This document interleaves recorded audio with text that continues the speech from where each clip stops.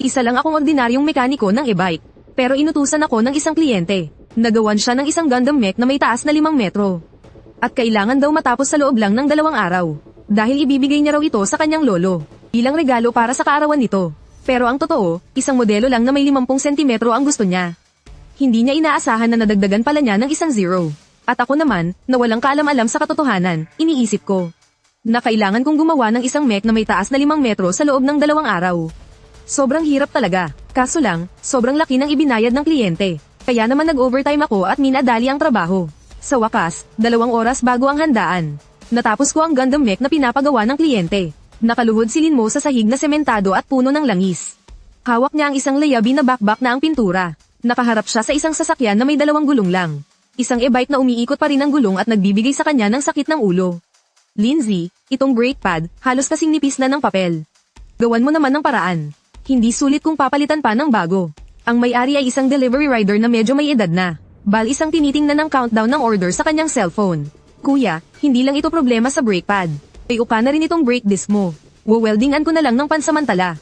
Tatagal yan ng mga 3 araw. Pagkatapos ng 3 araw, kailangan mo na talagang palitan. Kung hindi, ang gagamitin mo ng pampreno ay ang iyong paa, sabi ni Linmo nang hindi nag-aangat ng tingin. Nakatapat ang safety goggles sa kanyang noo. Nakalantad ang kanyang mga mata na puno ng ugat dahil sa palaging pagpupuyat. Pero napakalinaw pa rin ng mga ito. Sige. Basta't magamit ko lang ngayong araw, okay na. Napabuntong hininga si Linmo. Sanay niyang sinindihan ng acetylene welding torch. Biglang sumiklab ang asul na apoy. Natumanglo sa kanyang mukha na puno ng uling. Siya ay 24 na taong gulang na. Hindi siya nakapagtapos ng kolehiyo. Dahil hindi niya kayang bayaran ang matrikula. Idagdag pa na sa tingin niya, masyadong mabagal ang mga teoryang itinuturo sa paaralan.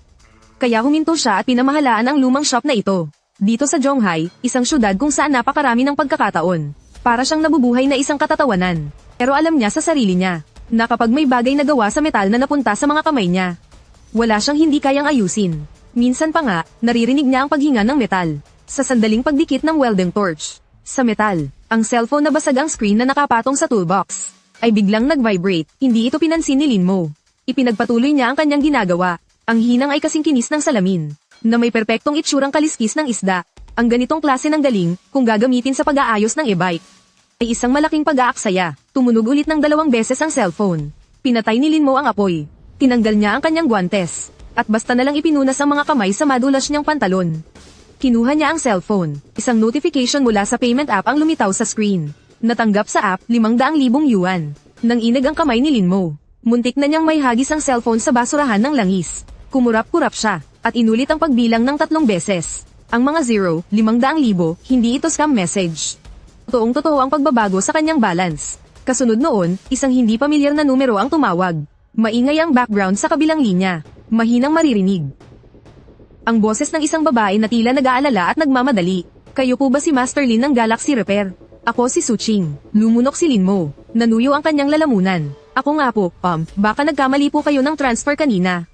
Hindi po ako tumatanggap ng ganito kalaking down payment sa pag-aayos. Wala rin po akong panukli dyan. Hindi ako nagkamali. Nakita ko sa local experts app ang iyong mga record ng trabaho. Ikaw lang ang may 5.0 na rating at tumatanggap ng mga rush job. Tatanggap mo na ba ang blueprint na ipinadala ko sa iyo? Binuksan ni Linmo ang chat. Mayroon nga siyang isang unread file. Nakasend lang ilang minuto na ang nakalipas. File name, ika-70 kaarawan ni Lolo.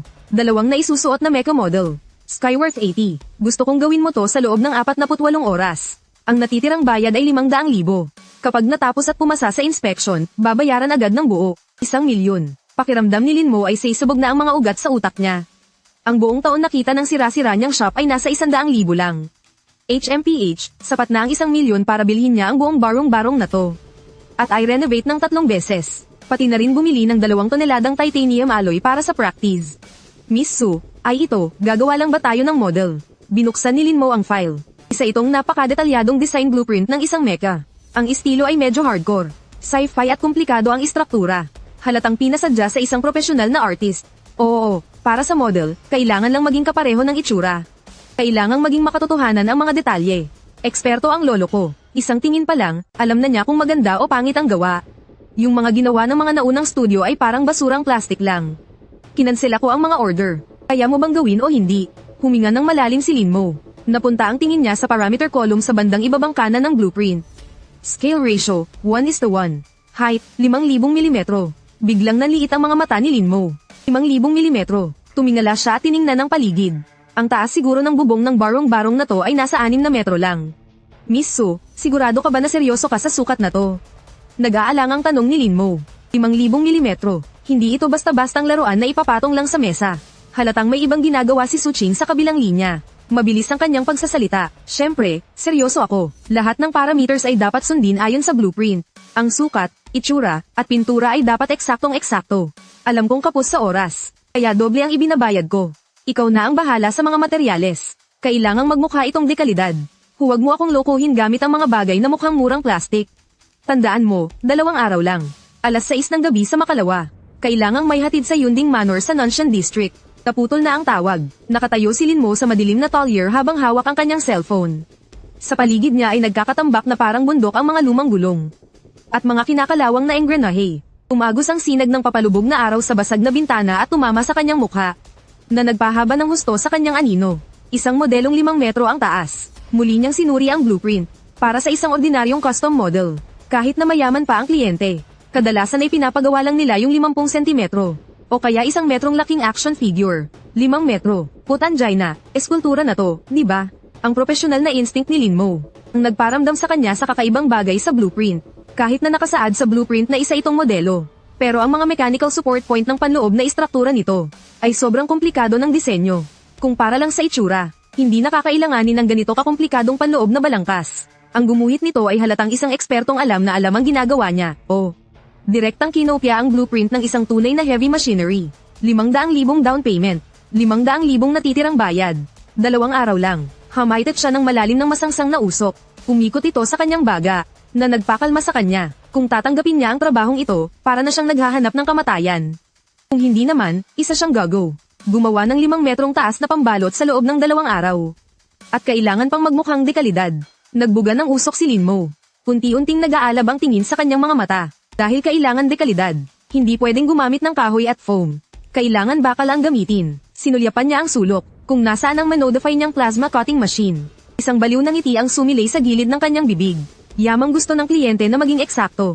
Huwag niyo akong sisisihin kung medyo didiinan ko ang gawa. Samantala, sa CBD ng Zhonghai City, sa top floor office ng So Corporation.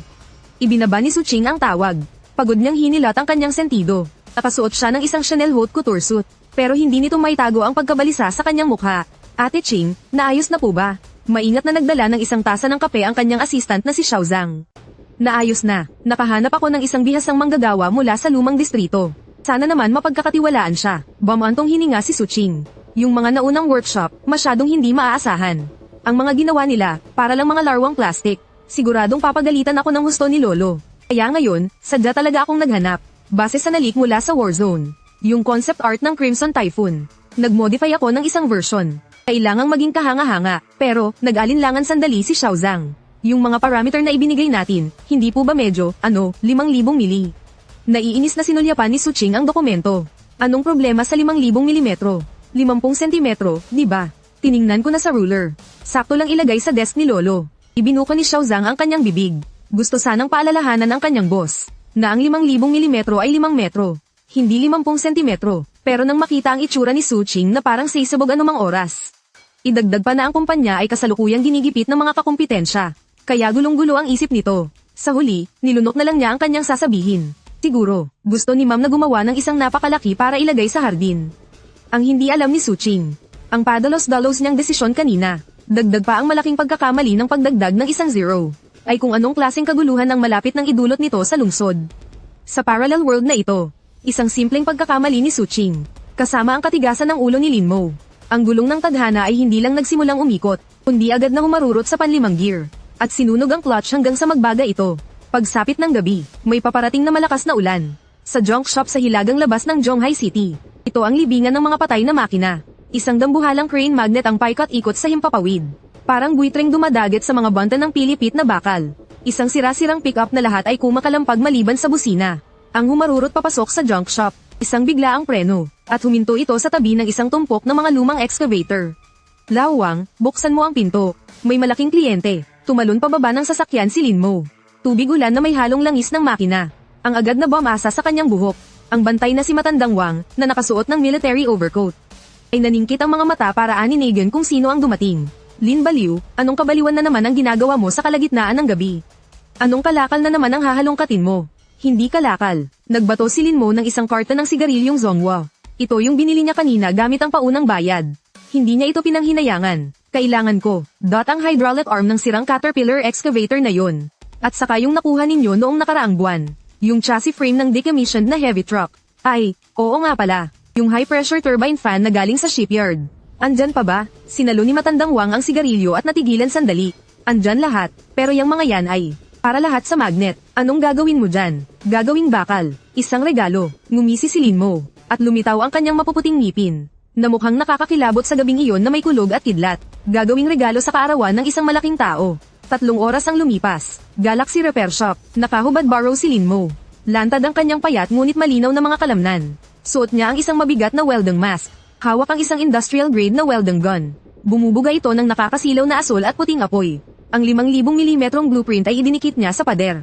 Siksikan ang mga nakasulat dito. Puro mga formula sa mekanika na kakalkula lang niya. Para sa mga ordinaryong modelo, sapat na ang isang balangkas na bubuo sa panlabas na anyo. Anloloko lang yun. Habang wini-welding ni Lin Mo ang chassis, walang tigil niyang binubuo ang isang 3-dimensional na modelo sa kanyang isipan. Sa kanyang paningin, ang mga lumang bakal na ito ay tila nagkaroon ng sariling buhay. Ang hydraulic arm ng excavator ay hindi na isang pira-pirasong bakal, kundi ang pangunahing istrukturang nagdadala ng bigat para sa binti ng mecha. Ang chassis ng malaking truck ay pinutol niya at muling binuo, para maging dibdib ng mecha. Iyong high-pressure na turbine fan, isiniksik niya sa likod ng mecha, bilang isang kunwaring thruster. Sabi ng kliyente, kailangang maging makatotohanan. Tinitigan ni Lin Mo ang dugtungan sa tuhod ng mecha. Ang nakaguhit sa blueprint ay isang komplikadong ball joint. Kung ihihinang lang ito ng permanente, hindi ito makakagalaw. Magiging isa lang itong estatwa. Kumunat ang noo ni Lin Mo. Umatake ang pagiging perfeksyonista niya. Binayaran na nga ako ng ganito kalaki, tapos hindi man lang gagalaw. Hindi ba't sinisira ko lang ang reputasyon ko niyan?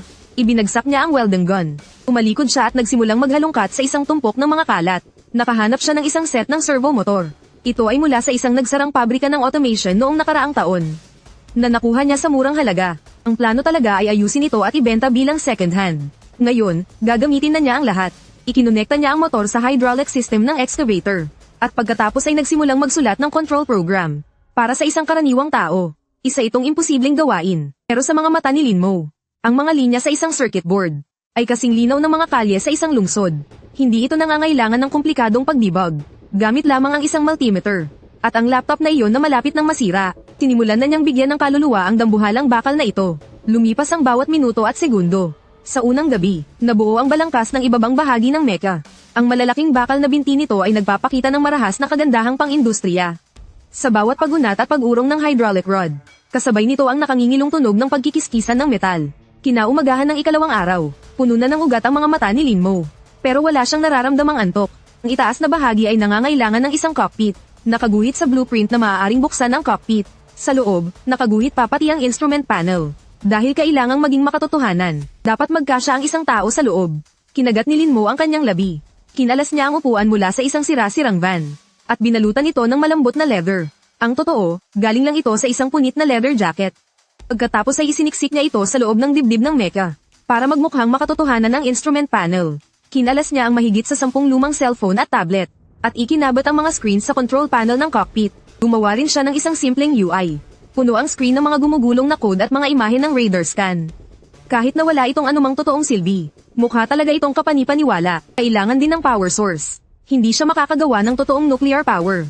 Pero isa siyang welder, at isa ring electrician. Kinuha niya ang lahat ng pinakamalalaki at high-capacity na lithium battery pack sa kanyang shop. Pinag-series connect niya ang mga ito, at itinago sa ilalim ng armor sa likod ng mecha.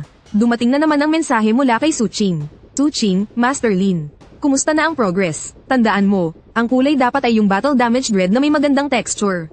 Huwag yung klase na make and tab at nakakasilaw. At saka, kailangang astig tingnan.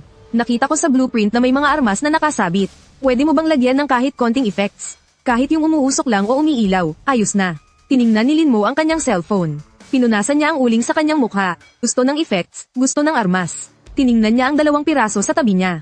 Mga seamless steel pipe na dapat sana'y gagawing exhaust pipe. Sige, ang kliyente ang Diyos. Binago niya ang anyo ng mga steel pipe para magmukhang railgun. Tapos, nilagyan niya sa loob ng 2 high voltage magnesium rods. at isang smoke device. Kapag kinuryente ang bagay na to, kahit hindi ito nakakamatay, pero ang sound and light effects nito, siguradong mas totoo pa sa special effects ng Hollywood. Sunod, ang panlabas na armor. Walang profesional na molde si Linmo. Pero mayroon siyang martilyo at mga kamay na parang sa Diyos. 48 oras na walang tulog at pahinga. Uminom si Linmo ng 12 lata ng Red Bull. At umubos ng 5 kahan ng sigarilyo. Sa wakas, 2 oras bago ang deadline ng pag-deliver. Binitiwan ni Linmo ang huling piraso ng liya sa kanyang kamay. At bumagsak sa sahig sa sobrang pagod. Sa harap niya, nakatayo ang isang dambuhalang may taas na 5 metro. Ang mapulang-pula nitong baluti, sa ilalim ng madilim na ilaw, ay kumikinang na may malamig at madugong liwanag. Ang matitibay nitong mga mekanikal na binti ay malalim na nakakapit sa sahig. Kahit hindi gumagalaw ang mga turbine thruster sa likod nito, tila handa itong bumuga ng naglalagablab na apoy anumang oras. Ang salamin ng cockpit ay sumasalamin sa pagod na mukha ni Linmo. Ang mga malamig na electronic eyes nito, ay 2 binagong headlight lang pala ng kotse. Sa ngayon, nakapatay ang mga ito. Hindi ito isang modelo, ito ay isang natutulog na halimaw na bakal. Itong bagay na to, tumingala si Linmo. Sumakit ang kanyang batok. Hindi kaya, masyado ko tong ginawang makatotohanan. Tumayo siya, tinapak ang mecha. Isang malalim na kalampag, ang narinig mula sa malamig na baluti ng binti nito.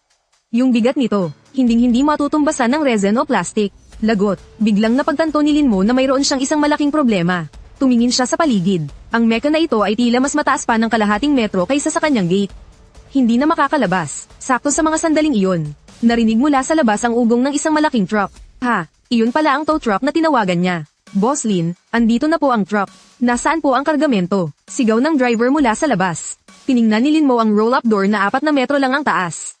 Pagkatapos ay tiningnan niya ang mecha na 5 metro ang taas. At sa huli, tiningnan niya ang kanyang cellphone. Ang nalalapit na pagpasok ng balance na 500,000 piso. Nanlisik ang kanyang mga mata. Hinablat niya ang plasma cutter sa kanyang tabi. Mabilis siyang naglakad papunta sa kanyang bubong. Para sa pera, wawasakin ang shop. 10 minuto ang lumipas, kasabay ng isang nakabibinging tunog ng napupunit na metal. At ang mga yero ng repair shop, tuluyang nabaklas ang buong bubong. Dahan-daang bumaba ang braso ng isang dambuhalang crane. Isinabat ito sa hook sa likod ng mecha. Habang humihigpit ang mga cable, lumilikha ito ng tunog na tila nag-iinat. Ang pulang mecha ay dahan-daang umangat mula sa sahig. Lumulutang sa ere, tinamaan ng liwanag ng buwan ang armor nitong puno ng marahas na ganda. Tila isang Diyos ng digmaan na bumaba mula sa langit. Sa may eskinita, may ilang taong pauwi na ng gabing iyon ang napadaan. Lahat sila ay natulala. Putep, ano yun? Transformers. Nagsushooting ba sila ng pelikula? Nakatayo si Linmo sa guho ng kanyang shop. Hawak pa rin ang gamit na ginamit niya sa pagwasak ng bubong. Sumigaw siya sa crane operator. Dahan-dahan. Huwag mong tatamaan yan. Kapag yan nalaglag, yayanig ang pundasyon ng buong lugar natin. Sa sobrang takot, nanginag ang kamay ng driver. Umindayog sa ere ang mecha. Isang braso nitong mekanikal, ang aksidenteng sumagi sa isang poste ng ilaw sa gilid ng daan. Ang poste na gawa sa bakal at sinlaki ng bibig ng mangkok ay nabali na parang isang malutong na biskwit.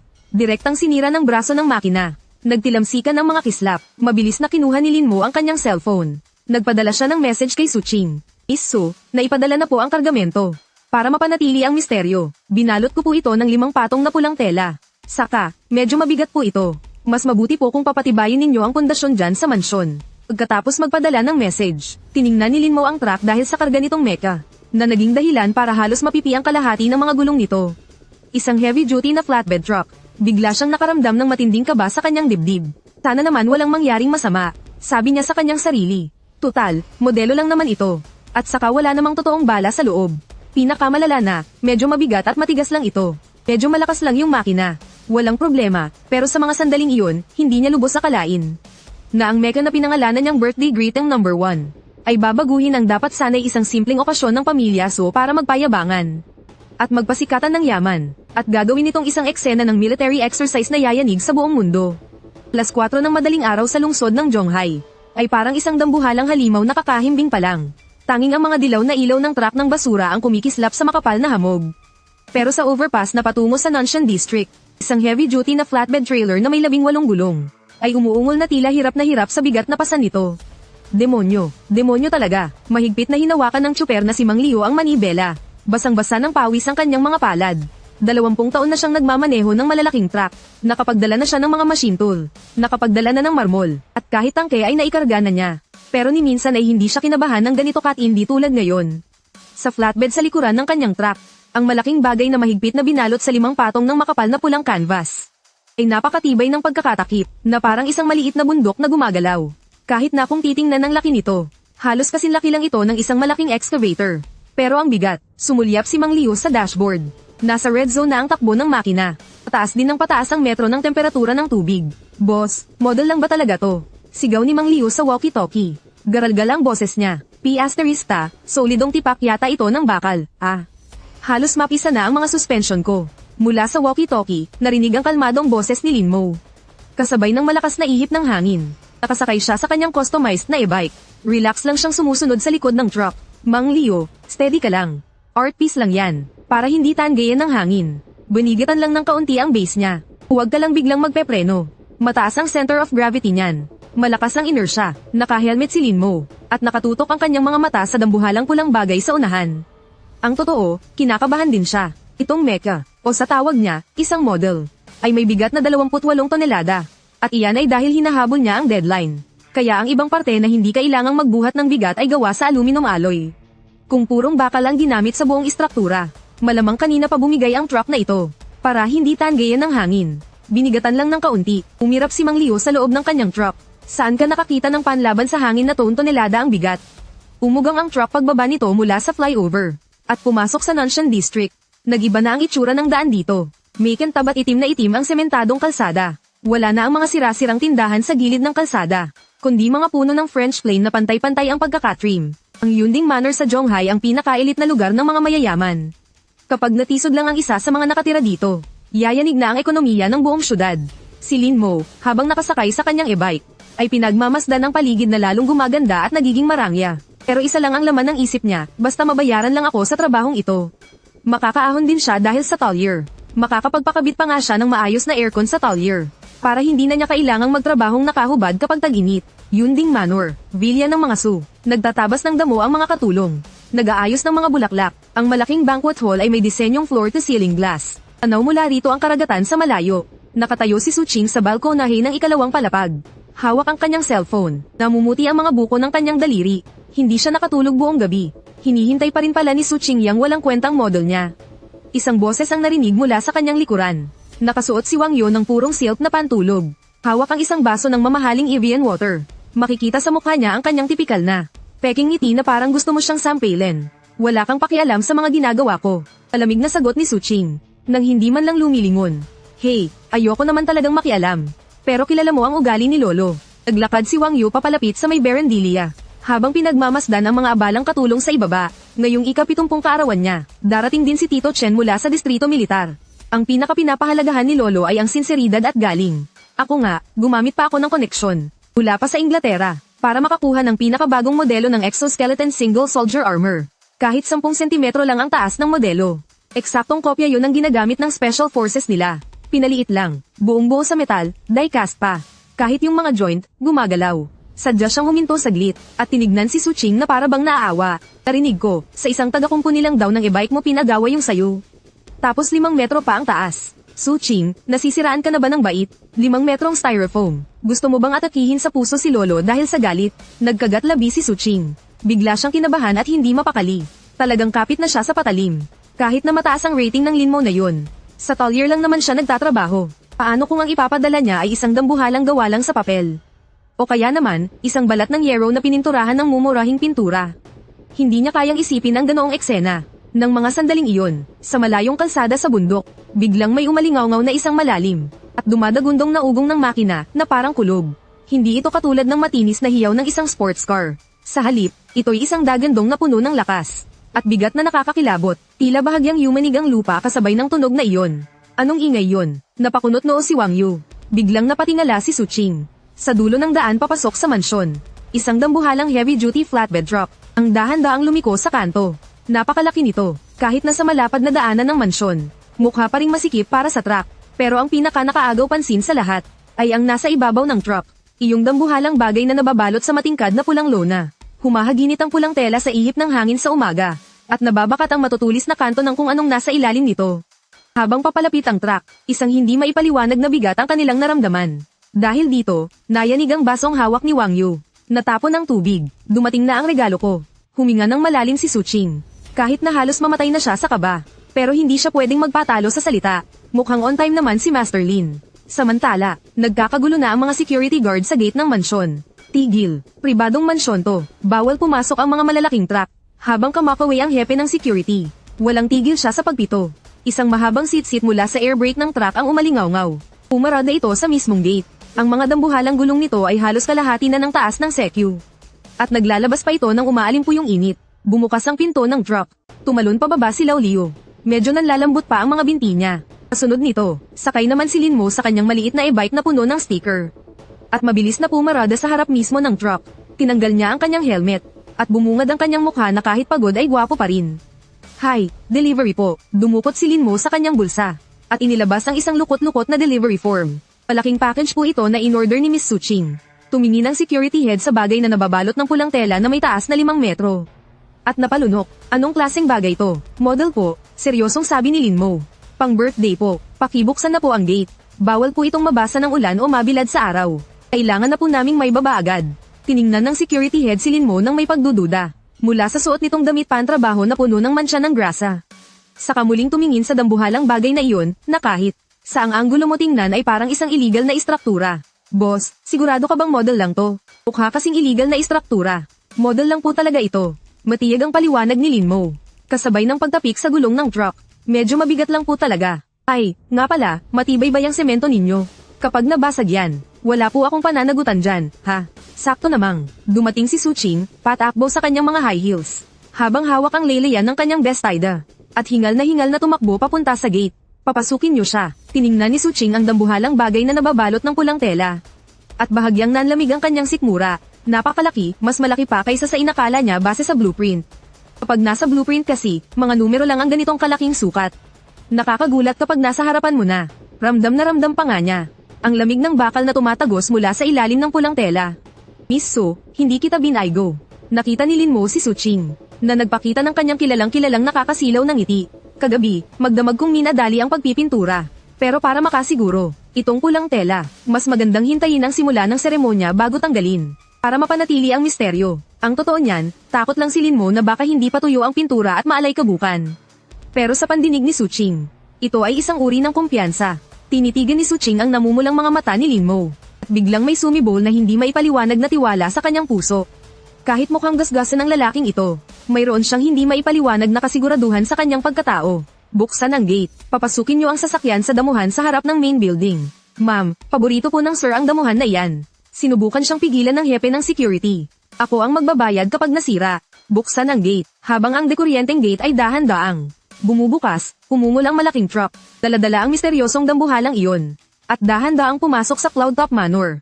Habang nakasunod sa likuran, tinitigan ni Wang Yu ang dambuhalang iyon. Nagkuyong siya ng panga, at malamig na mumisi, nagpapakamisteryoso. Ano naman ang silbi kung malaki yan? Pagdating ng oras na tanggalin ang tela, tingnan natin kung paano kalulusat dyan. Sa oras na iyon, kahit isang patak lang ng pintura ang hindi pantay. Sisigawan ka ni Lolo palabas. Isinuot muli ni Linmo ang kanyang helmet. Sumakay sa kanyang e-bike at sumunod sa likod ng truck. Nang dumaan siya sa tabi ni Wang Yu, bigla siyang huminto sandali, at sinuri si Wang Yu mula ulo hanggang paa. Anong tinitingin-tingin mo? Buwisit na mekaniko. Umatras si Wang Yu nang may pandidiri. Wala lang, nagkibit balikat si Linmo. Nagpapaalala lang, lumayo ka mamaya, masyadong malakas to, madaling makasakit ng tao. Pagkasabi noon, pinaihit niya ang salinyador. Ang e-bike ay masayang humarurot. Napapadyak sa galit si Wang Yu. Alas 10 ng umaga, ang Huading Manor ay naging dagat-dagatan ng mga socialite. Puno ang parking lot ng mga mamahaling sasakyan na nagkakahalaga ng milyon-milyon. Pero ang tingin ng lahat, sinasadya man o hindi, ay napapatingin sa villa, sa bakanteng lote sa harap ng main building. Doon, ay may nakaparadang dambuhalang bagay na binalot sa pulang tela.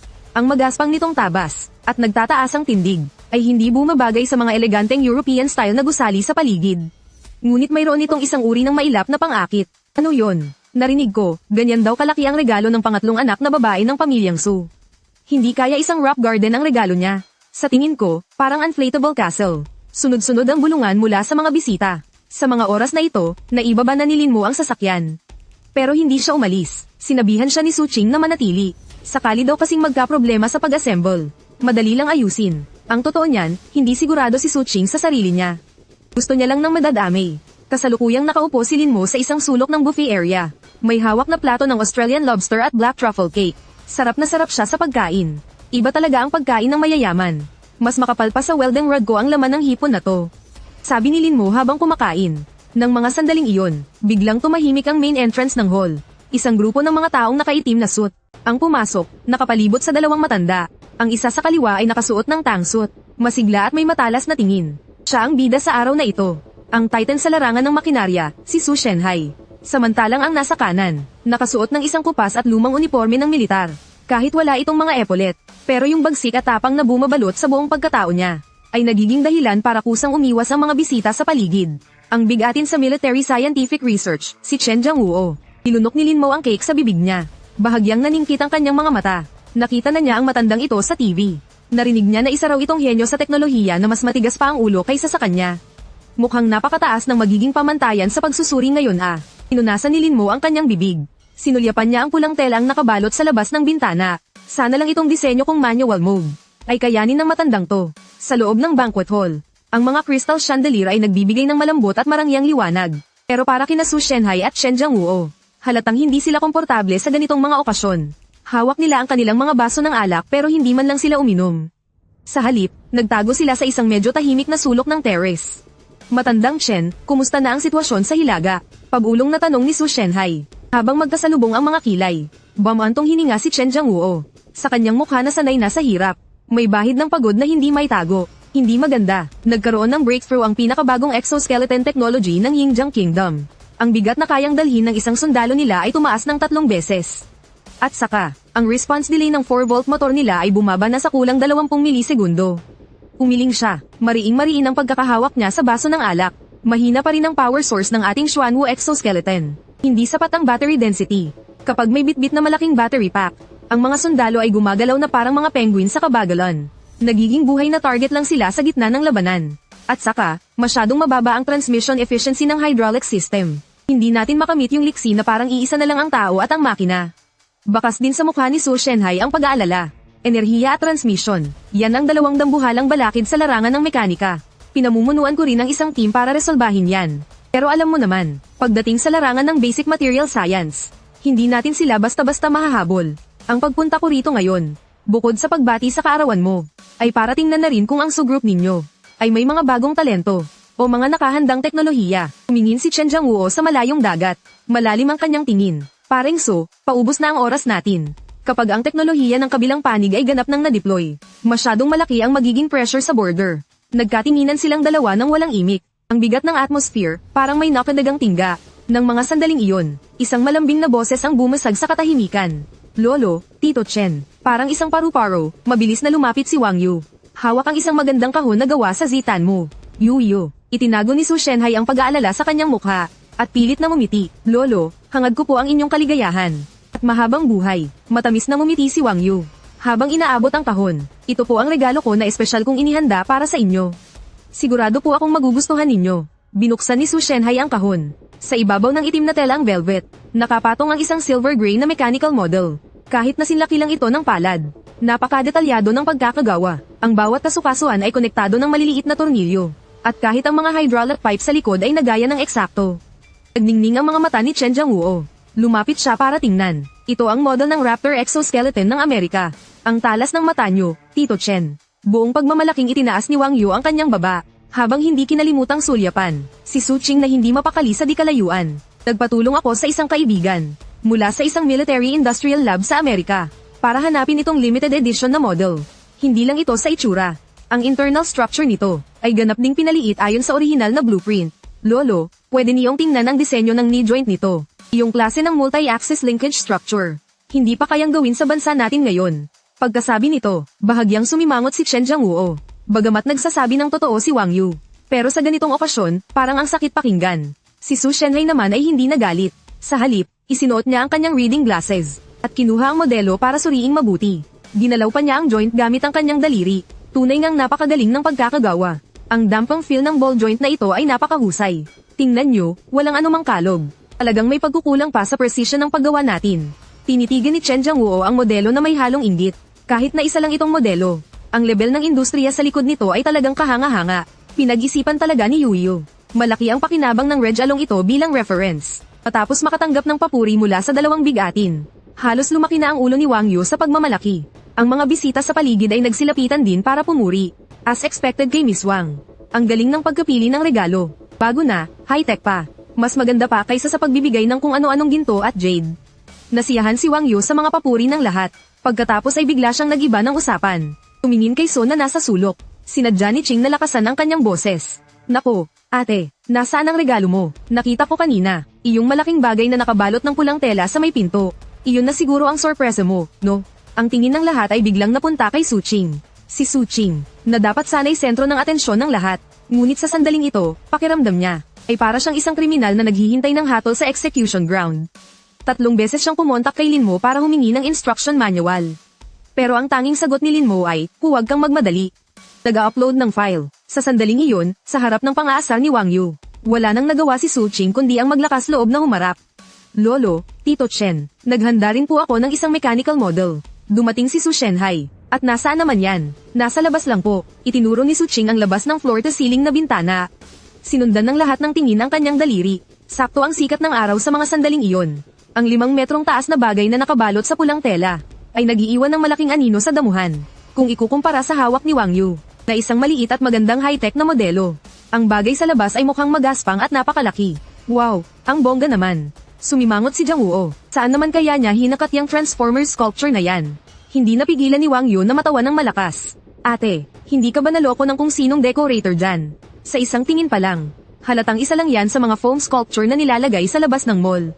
Namula ang mukha ni Su Ching sa inis. Malakas siyang sumagot, gawa yan sa metal at custom made.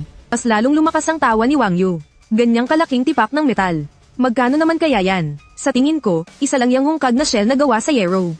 Maganda naman ang intensyon mo, ate. Pero pagdating sa taste, nagsimula na ring magbulungan ang mga bisita.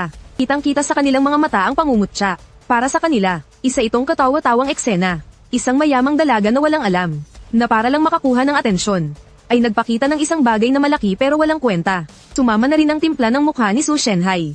Palagi siyang seryoso at mahigpit. At ayaw na ayaw niya sa mga ganitong klaseng papansin na estilo. Dahil nandito na rin lang. Puntahan na natin at tingnan. Walang emosyon na sabi ni Su Shenhai.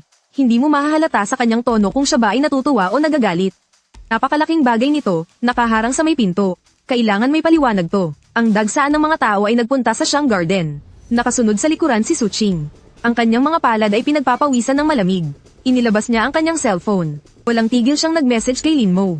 Nasaan ka na? Bilisan mo, punta ka rito. Paano kung mabuko tayo? Kailangan mo kong tulungang magpaliwanag. Samantala, si Lin Mo ay nagtatago sa pinakalikod ng mga tao. May toothpick sa kanyang bibig. Kitang-kita sa mukha niya ang pananabik sa panonood ng mga mangyayari. Ang bagay na to ay hindi nangangailangan ng paliwanag. Tinitigan ni Lin Mo ang bagay na nakabalot sa pulang tela. May bahid ng kasabikan ang gumuhit sa kanyang mga mata. Ito ang tinatawag na romansa ng mga lalaki. Naglakad ang lahat papunta sa damuhan. Para makita ito ng malapitan. Mas lalong tumindi ang bigat na dala nito. 5 metro ang taas. Katumbas ng taas ng isang 2 palapag na gusali. Pinsan, alisin mo na ang takip. Nakahalukip-kip si Wang Yu. Tila nag-aabang na may mapahiya. Para naman may makita kaming maganda. Tingnan natin yung 5 metrong taas na yaman mo. Ano ba talagang hiwaga yan? Nakatayo si Su Ching sa ilalim ng pulang tela. Ang hihilahing tali ay nasa tabi lang ng kanyang kamay. Huminga siya ng malalim. At ipinikit ang kanyang mga mata. Mamatay na akong mamatay. Lin Mo, kapag ako'y iyong ipinahamak, kahit maging multo ako, hindi kita patatahimikin. Buong lakas na hinayla ni Su Ching ang tali. Ang dambuhalang pulang lona ay bumagsak na parang isang talon. Walang narinig na tunog ng kumikiskes na foam tulad ng inaasahan. At wala ring kalampag ng mumurahing Yero. Bumagsak ang pulang tela sa lupa. Nagdulot ito ng isang mabigat na kalabog. Sinundan ito ng nakabibinging katahimikan. Ang daan-daang tao sa lugar.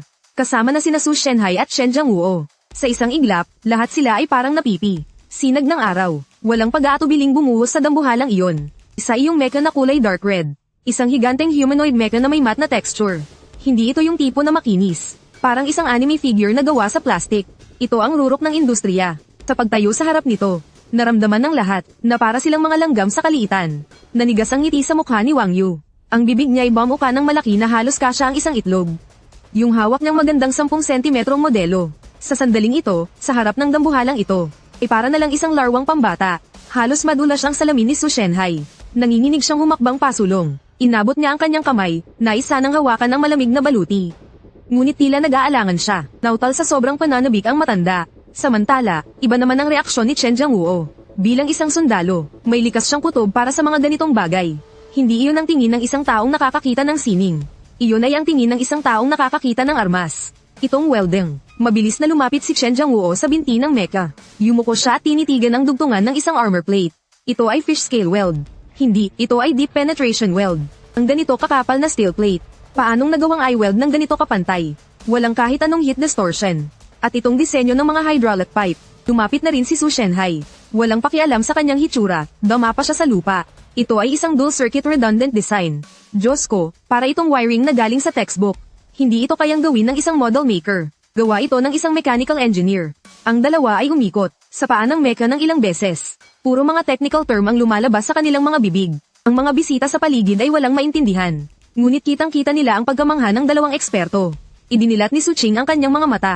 Habang tinitingnan ang reaksyon ng lahat, lalo na nang makita si Wang Yu, na may itsurang parang nakalunok ng langaw. Sa wakas ay nakahinga na rin siya ng maluwag. Oh, ano, kung ikukumpara sa maliit mong laruan, alin kaya ang mas magugustuhan ni Lolo?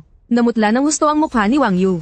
Pero hindi siya makapapayag. Hindi siya makapaniwala na ang isang taga-compute nilang ng e-bike ay makakagawa ng ganitong bagay. HMP, isang malaking kahalang naman yan. Sigaw ni Wang Yu. Anong silbi kung maganda lang ang panlabas na anyo? Siguradong walang laman yan sa loob. O baka naman pinalamanan lang ng mga basurang bakal. Lolo, siguradong hindi yan gagalaw. Display lang yan. Lumingon siya, at masamang tinitigan si Su Qing. Ate, dahil napaka-realistiko ng pagkakagawa mo niyan, bakit hindi mo buksan ang cockpit niyan? Para makita namin. O kaya naman, paganahin mo. Pagkasabi ng mga salitang iyon, napatingin din sina Su Shenhai at Shen Jiangwoo kay Su Qing. Totoo nga naman, kahit gaano pa kaganda ang panlabas na anyo. Kung hindi naman ito gumagana, isa lang itong magarbong estatwa. Muling kumabog ng malakas ang dibdib ni Su Qing. Paano niya malalaman kung mapapagana niya ito o hindi? At noong sandaling iyon, biglang tumunog ang kanyang cellphone. Sa wakas, dumating na ang mensahe mula kay Linmo. Ipinadala ko na sa iyo ang installer ng app. Pagkatapos ay install, kumonekta ka sa Bluetooth. Ang password ay 123456. Tandaan mong mabuti, huwag mong pipindutin ang pulang fall firepower na button. Iyan kasi, ang special mode. Baka matakot ang mga matatanda. Tinitigan ni Su Qing ang screen ng kanyang cellphone. Bahagyang nanginginig ang kanyang mga daliri. Nag-angat siya ng tingin. Sinulyapan niya ang napakataas na cockpit. Muli niyang tiningnan ang mapanghamong titig ni Wang Yu. Sige, kung sige, binuksan ni Su Qing ang app. Idiniin niya ang kanyang daliri sa napakalaking start button. Isang malalim, at malagang ugong na tila nagmumula sa kailaliman ng impyerno. Ang biglang umalingaw-ngaw sa buong asyenda. Iyon ang panginginig ng hangin na dulot ng kuryenteng dumadaloy sa isang high-power na motor. Sa ilalim ng itim na faceplate ng ulo ng mecha, dalawang guhit ng pulang-pulang liwanag ang biglang sumindi, na parang isang demonyong nagmulat ng mga mata. Kasabay ng pagbuga ng high-pressure na gas, dahan-daang gumilid pagilid ang armor plate sa dibdib ng mecha. Inilalantad ang loob na puno ng mga instrument panel, at ang cockpit na may mga holographic projection. Kasabay nito, isang dambuhalang mechanical hand, kasabay ng eksaktong ugong ng motor. Ang dahan-daang bumaba sa harap ni Su Qing, at ibinuka ang palad nito. Isang nakabibinging katahimikan ang bomb-alot sa paligid. Tanging ang 10 sentimetrong modelo sa kamay ni Wang Yu. Ang kumalabog sa sahig, at nabali ang isang binti. Nanginginig ang mga kamay ni Su Qing. Nang hawakan niya ang nasa harap niya, ang pares ng control stick na idinisenyo ng Ergon Omiko. Inakala niyang plastik ang mahahawakan niya, o isang magaspang na tubong bakal. Pero pinakaba siya ng pakiramdam sa kanyang palad. Iyon ay isang makinis at may bigat na aviation-grade alloy. Naramdaman pa niya ang bahagyang panginginig mula sa loob nito, na para bang may sariling tibok ng puso ang mech na ito. Maligayang pagdating, piloto. Isang walang emosyon na electronic synthesized na boses. Ang biglang umalingaw-ngaw sa masikip na cabin. At sa gulat, halos mapatalon si Su Qing mula sa kanyang upuan. Ang boses ay hindi nagmula sa mga speaker, kundi sa pamamagitan ng bone conduction headphones, na direktang umalingaw-ngaw sa loob ng kanyang bungo. System self-check, kumpleto. Power output ng energy core, 15%. Presyon ng hydraulic system, normal. Naka-standby ang fire control radar, dahil sa mga limitasyon sa kapaligiran ng lungsod. Nakalock na ang long-range strike module. Nalilito si Su Qing sa mga naririnig niya. Anong fire control radar? Anong long-range strike? Itong si Master Lin, para lang sa palabas. Pati ba naman system voice, ginawa niyang parang totoo. Tumingin siya sa labas gamit ang holographic head-up display. Ang dating tanawin mula sa salamin. Ngayoy puno na ng mga gumagalaw na linya ng data. Ang mga mukha ng tao sa labas ay nakalock lahat sa mga berdeng kahon. Sa tabi nito, nakalagay pa ang tinatayang heart rate at temperatura ng katawan. Diyos ko, bulong ni Su Qing sa sarili. Grabe, ang high-tech naman ng app na to. Samantala, sa labas ng cockpit, sa may lupa, nakatingala ang mga bisita. Pinapanood ang dambuhalang bakal na lumamon kay Su Qing. Umatras na ang mechanical arm. Nagsara ng walang siwang ang pinto ng cockpit. Gumawa ito ng nakakasakal na tunog ng pag-airtight lock. Naging matinis at masakit sa tenga ang boses ni Wang Yu dahil sa inggit. Anong galing sa pagsasara lang yan? Kung magaling ka talaga, subukan mo ngang maglakad. Siguradong may projector lang sa loob niyan. Isa lang yang malaking VR experience hall. Lumingon siya at tiningnan sina Su Shenhai at Chen Jiangwoo na nasa likuran niya. Sinusubukang humanap ng kakampi. Lolo, wag po kayong magpaloko. Kaya ko ring gawin ang ganyang bagay. Sobrang advanced na ng holograph at projection technology ngayon. Mukha lang talagang totoo. Pero sa totoo lang, hindi mo man lang yan mahahawakan. Pero, hindi man lang nakatuon sa kanya ang atensyon ng dalawang matanda. Sa mga sandaling iyon, nakayuko si Chen Jiangwoo sa may bukong-bukong ng mecha. Hawak ang isang portable na high-intensity flashlight. Nakatitig siyang maigi sa isang nameplate sa may koneksyon ng hydraulic rod. Matandang Su, halika tingnan mo to. Medyo nanginginig ang boses ni Chen Jiangwoo. Lumapit si Su Shenhai, at nakita niya, sa metal na nameplate na kasinlaki lang ng kuko. Gamit ang laser, ang mga bahagi ay may mataas na kapasidad na nagdadala ng bigat. Gold Mo, this material C4 titanium alloy S Carnaby. NPR DAR, naglalaman ng high-pressure capacitor, muling hinulma mula sa TC4 titanium alloy. Huminga ng malalim si Su Shenhai. Ang ganitong uri ng proseso, tanging ang vacuum smelting furnace lang ng Space Agency ang makakagawa niyan, di ba? Paano niya nagawa to? Tingnan mo itong welding point. Itong parang kaliskis ng isda na pattern. Ito ay mano-manong hinangin. Imposible. Hindi kayang gawin ng kamay ng tao ang ganitong ka-stable na pattern. Hindi lang yan, sabi ni Chen Jiangwoo sabay turo sa isang tubo sa tabi. Ito ang shielding layer ng graphene superconducting cable. Bagamat binalutan ng isang layer ng electrical tape sa labas. At mukhang magaspang. Pero sa pakiramdam ko, high voltage direct current ang dumadaloy sa loob nito. Old So, kung modelo lang ito. Sino naman ang maglalagay ng high voltage na kuryente sa isang modelo? Sa pagtinginan nilang dalawa, kitang-kita nila ang matinding pagkabigla sa mata ng isa't isa. Paanong naging modelo ito? Ito ay isang makina ng digmaan na hindi pa nalalagyan ng pintura. Sa sandaling iyon, biglang gumalaw ang mecha. Dahan-daang itinaas ang malaking kanang paa nito. Kahit na medyo mabagal ang kilos. Ang bigat nitong 12-12 tonelada na nagangat sa lupa ay lumikha ng malakas na hangin. At agad na tinangay ang mga peluka at sombrero ng mga taong nakapalibot. Kasabay ng ugong ng 4 na bolteheng motor. Ang malaking mekanikal na paang iyon ay humakbang pasulong. Agad na gumuho ang damuhan. Tumalsik ang putik. Nayanig ang buong lupain ng manor. Nagbagsakan ang mga wine glass sa mga mesa ng handaan. Nagsigawan sa takot ang mga tao. At sabay-sabay na umatras. Sa sobrang takot, natapilok si Wang Yu sa kanyang high heels. Napaupo na lang sa lupa. Namutla ang kanyang mukha na parang papel. Sa loob ng cockpit, pinagpapawisan din ng malamig si Su Qing. Tinulak ko lang naman ng bahagya ang control stick. Hindi ko inasahan na ganito kalakas ang reaksyon ng malaking bagay na ito. Biglang tumunog ang cellphone niya. Natatarantang sinagot ni Su Qing ang tawag. Bago pa man siya makapagsalita, narinig na niya ang nag-aalalang boses ni Lin Mo sa kabilang linya. Sa background, may tunog pa ng pagnguya niya ng pagkain. Miss Su, nakita kong gumalaw ang mecha.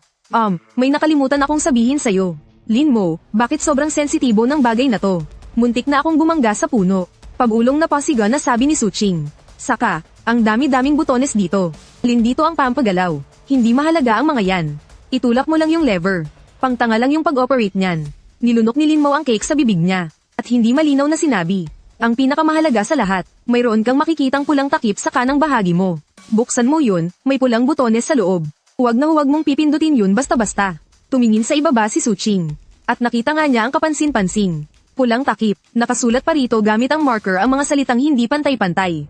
Ano to? Para yan sa pagbati sa kaarawan ng lolo mo. Inihanda kong for e-works mode. Paliwanag ni Lin Mo. Naisip ko kasi, dahil birthday party niya. Kailangan medyo maingay, di ba? Kaya sa loob ng braso ng mecha, naglagay ako ng 2 modified na magnesium rods at smoke tubes. Pero hindi ko pa na-adjust yung circuit noon. Baka medyo malakas ng kaunti yung power niya. For e-works, nanlaki ang mga mata ni Su Qing. Sa mga sandaling iyon, kahit nakaupo sa sahig si Wang Yu sa labas. Matigas pa rin ang sinasabi niya. Gumagalaw nga, ano ngayon? Ang bigat at bagal, parang pagong. Siguradong remote controlled lang yan. Imposibleng marunong si Su Qing magpaandar niyan. Narinig ni Su Qing ang mga sigaw mula sa labas. Sobrang ganda ng sound system ng mecha. Lin Mo, ligtas ba itong selot cannon? Umiilaw at umuusok lang naman, di ba? Sa teorya, nagkamot ng ulo si Lin Mo. Basta't hindi nakatutok sa tao. At itinutok sa isang bukas na lugar. Dapat ay maganda itong tingnan. Parang isang malaking paputok. Ibinaba ni Su Qing ang tawag. Kung isa lang naman itong paputok. Kung gayon, patatahimikin ko na ang nakakainis na si Wang Yu. Huminga siya ng malalim. Gamit ang HUD, nilock niya ang target sa malayo. Isang artipisyal na bundok-bandukan sa gilid ng mansyon. 200 metro ang layo nito mula sa mga tao. Tiyak na ligtas. Wang Yu, dahil gusto mong makakita ng eksena. Bibigyan kita ng isang malaki. Biglang tinanggal ni Suching ang takip na may nakasulat na katotohanan. Madiin niyang ipinindot ang kanyang hinlalaki. Kasabay nito, sa isang sulok ng mansyon, si Lin Mo, na kumakain ng kanyang ikalawang slice ng Black Forest Cake, ay biglang nakita na itinaas ng mecha ang kanang braso nito. Ang energy ring sa palad nito ay nagsimulang kumislap ng nakakasilaw na asul na liwanag. Iyon ang kislap na dulot ng na-ionize na hangin. Nalaglag ang tinidor sa kamay ni Lin Mo. P** Tangina. Ang tanda ko magnesium rod ang ikinabat ko ah. Bakit may plasma reaction? Huwag mong sabihing nagkamali ako ng koneksyon kagabi. At naikabit ko yung high voltage capacitor bank na nakuha ko mula sa radar station. Bago pa man siya makapag-react, isang nakangingilong tunog ng high frequency na kuryente. Ang biglang bumasag sa ingay ng lahat. Biglang yumanig ng malakas ang kanang braso ng mecha. Isang sinag na kulay pulang-pula na parabang sa mga sci-fi movie mo lang makikita. Kasabay ng pagbaluktot ng hangin na kitang-kita. Ito ay biglang bumulwak. Isang high-energy plasma jet na may kalahating metrong diametro. Sa sandaling iyon, tila nawala ng tunog ang mundo. At pagkatapos, ang 10 metrong taas, na artipisyal na bundok-bandukan na gawa sa mga batong taiho, na nasa 200 metrong layo, model. Para itong isang drawing na ginamitan ng lapis na binura ng pambura. Bigla na lang itong naglaho sa ere. Walang nagtalsikang mga pira-pirasong bato. Dahil ang mga bato ay agad na naging alikabok dahil sa sobrang init. Tumagos ang liwanag sa artipisyal na bundok. At pinatag nito ang isang maliit na kakahuyan sa likod. Sa huli, tumama ito sa pader na proteksyon sa gilid ng mansyon. Nag-iwan ito ng isang malaking butas na ang mga gilid ay naging parang salamin dahil sa pagkakasunog. Sa loob ng cockpit, tulala si Suching habang nakatingin sa unahan. Hindi ba't medyo sobrang lakas ng paputok na iyon? Ang buong mansyon ay nabalot ng nakakabinging katahimikan. Lahat sila ay nakanganga. Nanatili sila sa kanilang huling kilos. Nakaupo sa sahig si Wang Yu. Tulala na siya sa takot. Bagamat malayo sa kanya ang sinag ng liwanag kanina, ngunit ang pakiramdam ng matinding pagwasak ay nagparamdam sa kanya ng takot sa kamatayan. Si Chen Jianghuo ang unang nakabawi ng ulirat. Bigla siyang lumingon kay Su Shenhai. Ang kanyang mga mata na sanay ng kumilatis ng tao. Ngayon ay puno ng mga namumulang ugat at kabaliwan. Matandang Su, tusok ang matanda ka. Hinablat ni Chen Jianghuo ang kwelyo ni Su Shenhai. Sa sobrang pagkataranta ay nagtalsikan ng kanyang laway. Nagdadrama ka sa akin na wala kang pera. Sinasabi mong nahihirapan kayo sa teknolohiya. Ano to? Ito ay isang single-person tactical mecha. Isa itong portable plasma cannon. P** Nieta. Tapos tatawagin mo tong model kit. Nahihilo na rin si Su Shenhai sa pagkayugyog. Tumingin siya sa malaking butas na umuusok pa sa di kalayuan. Nanginginig niyang sinabi, "Patandang Chen, maniwala ka sa akin. Wala talaga akong alam kung kami ang gumawa nito. Sa tingin mo ba, kahit isang 10 sentimetrong model kit ay hindi ko magagawa?" Binitawan ni Chen Jianghuo. Agad siyang dumukot mula sa kanyang bulsa. Kinuha niya ang isang pulang secured communication phone. Sobra ang panginginig ng kanyang mga kamay. Ilang beses siyang nagkamali ng pindot bago niya natawagan ang numero. "Ako si Chen Jianghuo. Magpadala kayo agad-agad ng isang reinforced battalion dito. I-locate ninyo ang coordinates ko. May lumitaw dito na isang unit, isang strategic weapon na posibleng makapagpabago sa takbo ng mga digmaan sa hinaharap. Magdala kayo ng mga anti-aircraft missile. I-lockdown nyo ang paligid sa loob ng 10 kilometro. Siguraduhin ninyong kahit isang ibon ay hindi makakalabas." Ibinaba ang telepono. Humarap si Chen Jianghuo. Tumingin siya na parabang nakakita ng isang dambuhalang panda. Hindi, para siyang nakatingin sa isang national treasure na strategic resource. At titig na titig siya sa mecha na umuusok pa dahil sa init. "Suching, huwag na huwag kang gagalaw." Sigaw ni Chen Jianghuo. Pumiyok pa ang boses niya sa sobrang excitement. "Hoy, sino man dyan? Dali, kumuha kayo ng malambot na kutsan at ilagay sa ilalim ng mga paa ng mecha. Baka magisgasan pa yan. Kayamanan to." Samantala, si Suching na nasa loob ng cockpit, habang pinapanood ang nagkakagulong mga tao sa labas. At pagkatapos ay tiningnan ang sarili niya. Partikular na ang kanyang hinlalaki na bahagya pa ring nanginginig. Lin Mo, hindi malaman ni Suching kung matatawa ba siya o may iyak. Ito ba yung tinatawag mong kanan silot? 10 minuto ang nakalipas. Ang lugar na ito ay ang pinakamarangyang social gathering para sa mga mayayaman at sikat sa lungsod ng Zhonghai. Ang mga socialite ay may hawak-hawak na champagne habang nagchichismisan. Nagpapalitan naman ng business cards ang mga bigating negosyante. Pero ngayon, ang buong lugar ay napapalibutan na ng kulay berdeng uniforme ng militar. 3 armadong helicopter ang umiikot-ikot sa himpapawid. Ang malakas na ugong ng mga rotor nito ay nagpapayanig sa mga salamin sa bintana. 12 ng truck ng militar. Ang nakaharang sa lahat ng labasan ng mansyon. Naglatag naman ng dilaw na caution tape ang mga sundalong armado hanggang sa ngipin. Ang lahat ng bisita ay tinipon sa isang sulok ng banquet hall. Kinumpiska ang lahat ng kanilang cellphone. Ang bawat isa ay kailangang pumirma sa isang top-level non-disclosure agreement. Yung influencer na nagla-livestream kanina gamit ang kanyang cellphone, ay dinurog na ang cellphone. Nakaupo lang siya ngayon sa isang sulok habang nanginginig sa takot. Ano ba talaga ang nangyayari dito? Kakain lang naman ako. Huwag kang magsalita. Hindi mo ba nakita yung epaulet na yun? Taga Warzone Command Headquarters yan. Sa gitna ng mga tao, pinalabas si Su Qingbao mula sa cockpit. Para siyang estudyante sa elementarya na nakagawa ng mali. Nakatayo sa damuhan. Sa tapat niya, sina Chen Jiangwo at Su Shenhai. Kasama ang isang grupo ng mga scientific expert na kara rating lang. Ay pinalilibutan ng mecha para magsagawa ng emergency check-up. Report, sir. Isang matandang expert na may suot na makapal na salamin. Hawak ang isang detector. Ang tumakbo palapit na may ekspresyong parang nakakita ng multo. Na-detect ng energy core ang isang high energy reaction. Pero hindi ito nuclear fusion. Hindi rin fission. Kakaiba ang structure nito. Parang daan-daang civilian lithium batteries na pinagdugtong-dugtong. Pero sa gitna, may idinagdag na isang uri ng voltage stabilizer na hindi namin maintindihan. Pilit nitong itinaas ang energy density ng 50 beses. Nanlaki ang mga mata ni Chen Jiangwo. Hindi ba't ibig sabihin niyan ay pwede itong sumabog anumang oras? Nagpunas ng pawis ang expert. Pero napakagaling ng pagkakagawa ng stabilizer na ito. Gumagamit ito ng isang dynamic balancing algorithm. Para i-lock ng mahigpit ang energy.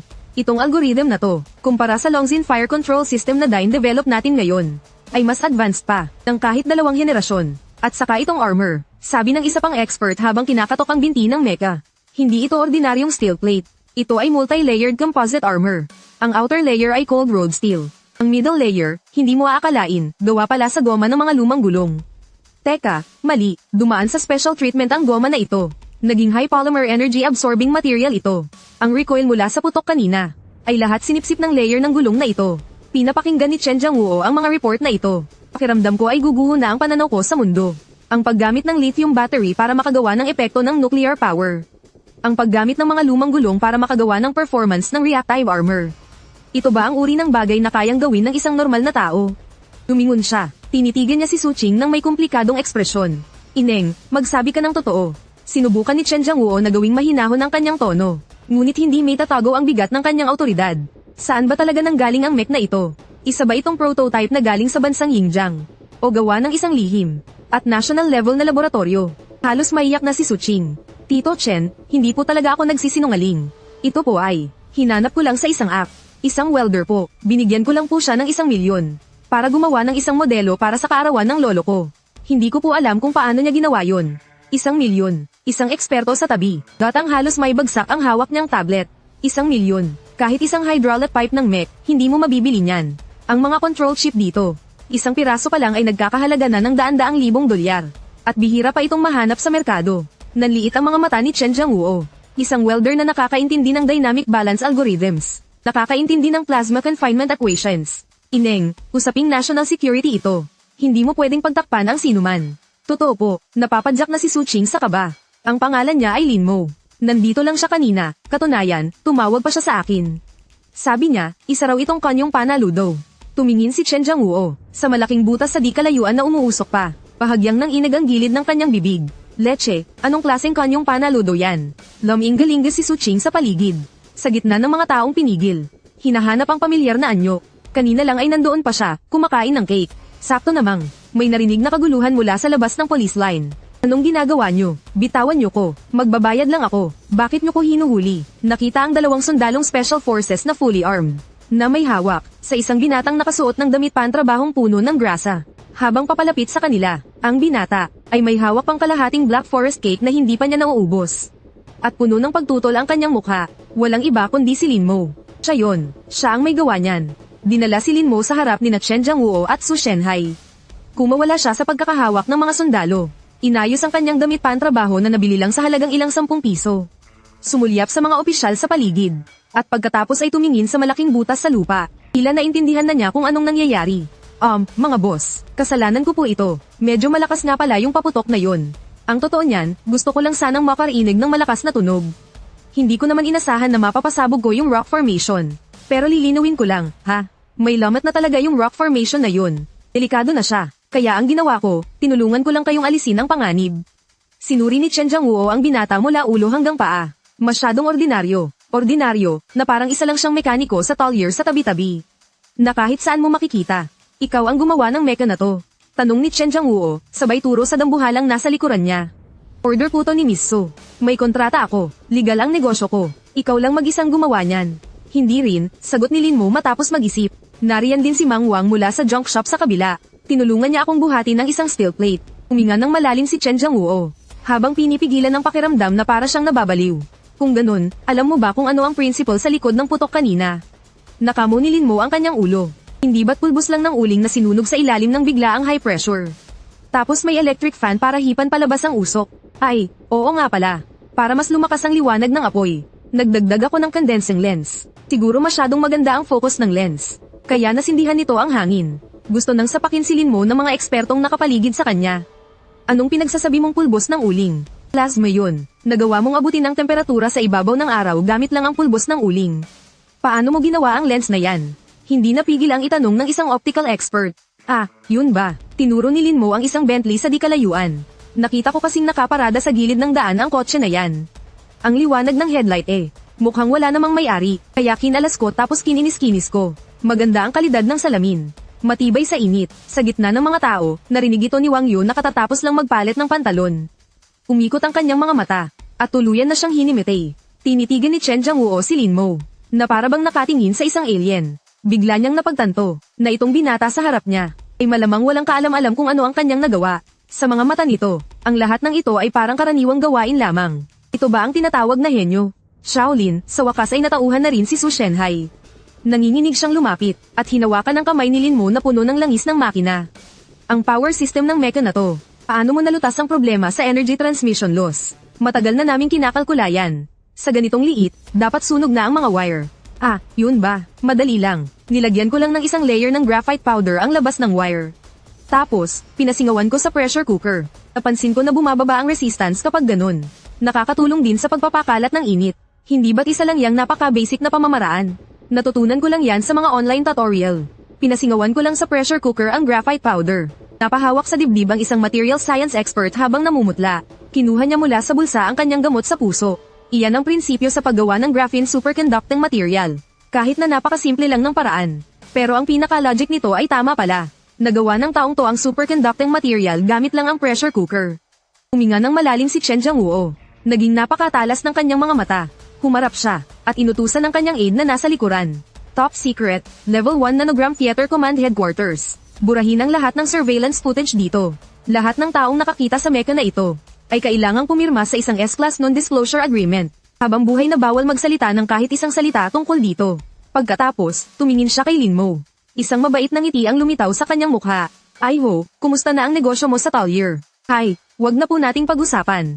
Napabuntong hininga si Linmo. Inaasahan ko pa naman sana yung huling bayad para maipaayos ang bubong namin. Pero para lang madala ang bagay na to, kinailangan kong gibay ng bubong ko. Kaya ngayon, tagusan pa rin ang hangin. Iwinasiwas ni Chen Jiangwoo ang kanyang kamay. Hindi mo na kailangang ipaayos yan. Ang gobyerno na ang magpapatayo ng bago para sa'yo. Talaga po, pwede po bang magpalagay ng aircon? Lalong lumawak ang ngiti ni Chen Jiangwoo. Hindi lang may aircon, may kasama pang mga gwardya. Pati na rin sarili mong laboratorio. May wind tunnel at firing range. Kahit anong gusto mong i-welding, gawin mo. Sagana sa materyales, at libre ang kuryente. Natigilan si Linmo. Maingat siyang umatras ng bahagya. Parang napakaganda naman po niyan para maging totoo. Sir, hindi nyo naman po ako siguro pag-aayusin ng aircraft carrier, no? Sinasabi ko na po sa inyo. Wala po akong lisensya. Isa po akong welder na walang lisensya. Humalakhak ng malakas si Chen Jiangwoo. Tinapak niya ang balikat ni Linmo. Sa sobrang lakas ng tapik, halos mapaupo si Linmo sa sahig. Anong problema kung wala kang lisensya? Simula ngayon, ang gobyerno na mismo ang magbibigay sa'yo ng lisensya. Isa kang miyembro ng Special Division. Isa kang welder na pambansang yaman. Tumingon siya, at tiningnan ang mecha na kumikinang sa ilalim ng sikat ng araw. Nag-aalab ang apoy sa kanyang mga mata. Kapag nasa atin na to, yung mga raptor ng Amerika, yung mga exoskeleton nila, lahat yan, mga laruan lang pala. Halika, Shaolin. Tumama ka sakin pabalik sa base. Doon natin susubukan ng gusto sa firing range. Ang totoong lakas ng modelong ginawa mo. Natulala si Linmo. Kung pupunta tayo sa firing range, babayaran pa ba ni Miss Su ang balanse? Mabilis namang tumango-tango si Su Qing sa gilid. Babayaran ko na ngayon din. Hindi lang doble, kundi 10 beses pa. Sa sandaling iyon, biglang tumunog ang cellphone ni Linmo. Isang hindi kilalang numero mula sa ibang bansa. Sinagot ni Linmo ang tawag. Mula sa kabilang linya, narinig niya ang isang boses na formal at hirap mag-Chinese. Si Mr. Lin po ba ito? Kami po ay mula sa Raytheon Company ng Amerika. Kanina po, sa pamamagitan ng satellite, nakita namin ang heat signature mula sa Genteng Estate. Kung papayag po kayo, handa kaming mag-alok ng 50 milyong US dollars para kunin kayo bilang aming technical consultant. Kumunat ang noo ni Linmo. 50 milyong US dollars. Agad na nag-iba ang mukha ni na Chen Jiangwoo at Su Shenhai. Sinulyapan ni Lin Mo si Chen Jiangwoo, na may tinging nakamamatay. Kalmado siyang sumagot sa telepono, pasensya na. Hindi ako umaalis ng bansa. At isa pa, iba ang boltahe ng kuryente ninyo dyan kumpara sa amin dito. Hindi ko maipasok ang welding gun ko. Pagkasabi niyon, agad niyang ibinaba ang tawag. Isinilid niya ang cellphone sa kanyang bulsa. Boss, saan na nga po pala tayo natigil kanina? Sa tindahan na may aircon. Tinitigan ni Chen Jiangwoo si Lin Mo. Halos umapaw na ang paghanga sa kanyang mga mata. Old So, kinukumpista na namin itong mecha. Bilang kapalit, bibigyan ka ng gobyerno ng medalya ng karangalan. Sa isang utos mula kay Chen Jiangwoo. Dahan-daang lumapag ang isang malaking military transport helicopter. Si Lin Mo ay pinalibutan ng isang grupo ng mga sundalo na parabang nag-e-escort ng isang presidente. Sama-sama silang sumakay sa eroplano. Iyong birthday greeting number 1 na mecha ay binuhat din at dinala ng isang heavy-duty transport plane na apurahang ipinadala. Ang naiwan na lang ay ang magulong mansyon at ang mga bisitang tulala at walang maintindihan. Pinanood ni Su Qing ang papalayong helicopter. Bigla siyang nakaramdam ng kakaiba sa kanyang puso. Yung lalaking puno ng grasa na nagsikap ng husto para sa 500,000. Tila sa sandaling ito, ay lumipad patungo sa isang taas na hindi niya kailanman maabot. Pero sa sumunod na segundo, nag-vibrate ang cellphone niya. Isang WeChat message mula kay Lin Mo. Boss, natanggap ko na po ang bayad. Sa susunod na may ganitong trabaho, tandaan niyo akong tawagan. May 20% discount para sa mga suki. Oo nga pala, yung manual ng mecha. Sinend ko na sa email mo. Tandaan mong basahin, lalo na yung huling item. Bawal i-on ang flight mode kapag nasa loob ng kwarto. Tumingin si Su Qing sa kanyang cellphone. Biglang natawa. Flight mode. Bigla siyang tumingala sa kalangitan. Ilan pa kayang sorpresa ang tinatago ng lalaking to? Sa isang tagong base militar sa labas ng Zhonghai City, ikatlong palapag sa ilalim ng lupa. Walang mga bintana rito. Anging ang malamig at maputlang liwanag mula sa mga LED light tube ang naroon. Interrogation room, o sa tawag ng militar. Special Talent Identification. Ang temperatura sa loob ay nakatakda sa 22 degree. Pero ang mga nakaupo sa tapat, yung hilera ng mga matatandang eksperto na puti na ang buhok. Pero pinagpapawisan ang kanyang noo. Nakaupo si Lin Mo sa isang espesyal na upuang metal. Ang posa sa kanyang mga kamay ay tinanggal na. Sa harap niya ay may isang tasa ng umuusok na dahong pauti. Kasamang Lin, kahit para na lang sa sarili mo. Pakiusap, sabihin mo ang totoo. Ang nangunguna sa pagtatanong ay isang matandang lalaking nakasuot ng makapal na salamin. Siya ang pinakadalubhasa sa larangan ng dynamics sa bansa, si Academic Qian Li Changzhen. Sa sandaling iyon, tinuturo niya ang isang structural diagram sa projection screen. Nanginginig ang kanyang mga daliri na parabang tumutugtog ng piano. Tungkol sa voltage stabilizer ng energy core na ito, o yung sinasabi mong leakage protector. Ginamitan namin ito ng supercomputer para isimulate ng 300 beses kanina. At ang naging conclusion namin ay, ang topological structure ng bagay na to, at ang magnetic confinement field ng isang tokamak device, ay may 80% pagkakahawig. Ayun, sabihin mo sa akin. Ito rin ba ay naimbento mo lang habang nasa Tollier ka? Hawak ni Lin Mo ang tasa. Hinaypan niya ito ng may inosenteng mukha, para alisin ang mga dahon ng tsaang lumulutang sa ibabaw. Ginoo, hindi ko po talaga kayo niloloko. HMMPH, isa lang yung fuse box para maiwasan ang short circuit. Ibinaba ni Lin Mo ang tasa. At seryosong nagpaliwanag, isipin niyo po, kapag pinagdugtong-dugtong ang mga lithium-ion battery na yon. Napakataas ng boltahe, di ba? Natakot lang po ako na baka makuryente si Miss Su. Kaya nagdagdag ako ng ilang coil sa gitna para hatiin ang daloy ng kuryente. At yung paraan ng pagkakapulupot ng coil, ginaya ko lang po sa paraan ng pagniniting ng lola ko ng sweater. Salit-salaitan lang po yung harap at likod na tahi. Sabi po kasi, para raw hindi madaling makalas. Ang isang lagok na tubig na kalulunok lang ni Academic Qian Li Changzhen ay bigla niyang naibuga. Tumalsik ito sa mukha ng major na nagsusulat sa tabi niya. Tumayo si Academic Qian Li habang hinahampas ang mesa. Namumula ang kanyang mukha sa tindi ng damdamin. Tinatawag mong pagniniting ang non-linear confinement ng isang annular magnetic field. Alam mo ba kung gaano kalaki ang magnetic flux ng structure na ito? Ano ang density nito? 12 Tesla. Napakahirap nitong makamit kahit sa mga pinaka-advanced na laboratorio ng tao. Isang room temperature superconducting magnetic field. Ginawa mo lang yan sa pamamagitan ng pag-crochet gamit ang copper wire at enameled wire.